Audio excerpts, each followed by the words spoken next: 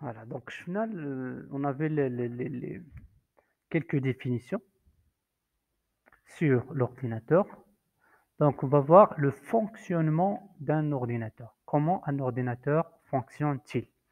Donc, un ordinateur est composé d'organes d'entrée pour faire entrer des informations à traiter à l'ordinateur, qui sont par exemple souris, clavier, scanner, etc. Ce sont des composants, des organes ou bien des périphériques d'entrée. Ce sont des composants informatiques qu'on branche à notre ordinateur pour faire entrer des informations telles que la souris, clavier, scanner, etc., etc. Donc il y a plusieurs composants ou bien d'organes d'entrée.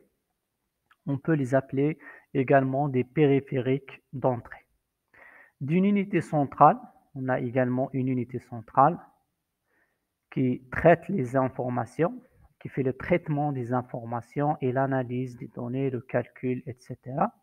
Et d'organes de sortie. Donc les trois composants. Organes d'entrée, unité centrale et organes de sortie. Les organes de sortie ou bien les périphériques de sortie servent à faire quoi?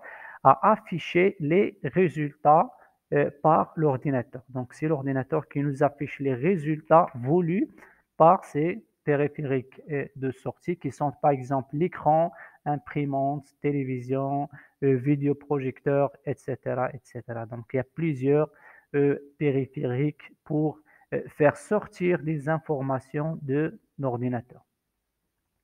On peut schématiser un ordinateur comme suite. Donc le schéma, on a un schéma du fonctionnement de l'ordinateur ou bien qui illustre le flux d'informations qui passe par l'ordinateur. Ça veut dire le flux d'informations va de l'utilisateur qui fait entrer des informations par les organes d'entrée. Après, les informations circulent vers une unité centrale pour faire des traitements, le stockage et les calculs.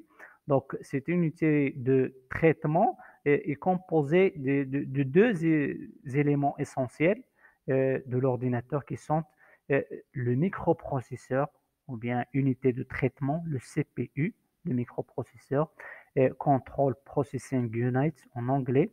CPU, c'est le microprocesseur. Et le deuxième composant essentiel de l'unité centrale est la mémoire centrale ou bien la RAM.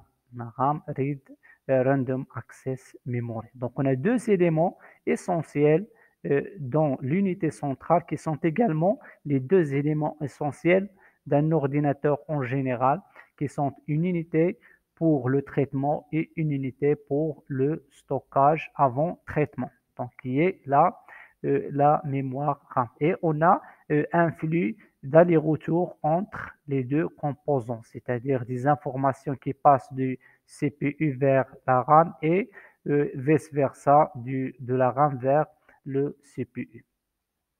Donc après le traitement, donc l'ordinateur renvoie les résultats euh, à l'utilisateur et les affiche sur les organes de sortie qui sont par exemple l'écran.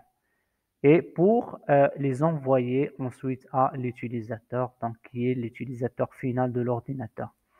Donc, on va avoir un exemple. Si par exemple, vous voulez calculer la somme de deux nombres, A et B, vous voulez calculer, faire une addition, calculer A plus B, et on a un résultat C. Ça veut dire qu'on attend un résultat C de l'ordinateur. Donc, on va entrer les deux nombres par clavier, donc par l'unité, par le périphérique d'entrée classique qui est le clavier. Donc, on va taper A et on va taper plus et on va taper également le B.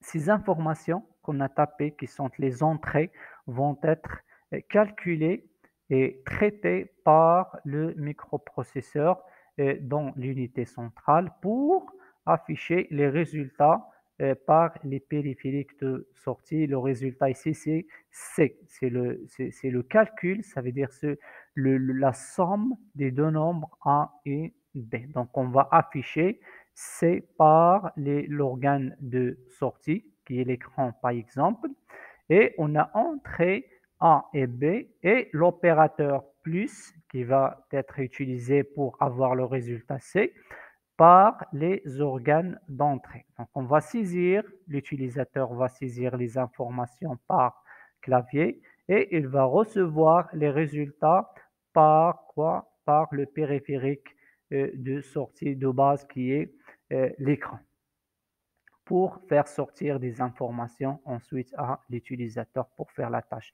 Donc, c'est juste un exemple qui illustre le fonctionnement d'un ordinateur euh, en général. Donc, on va passer ensuite pour voir les composants de l'ordinateur. Donc, on a plusieurs composants qu'on va faire une liste des composants qu'on a sur un ordinateur.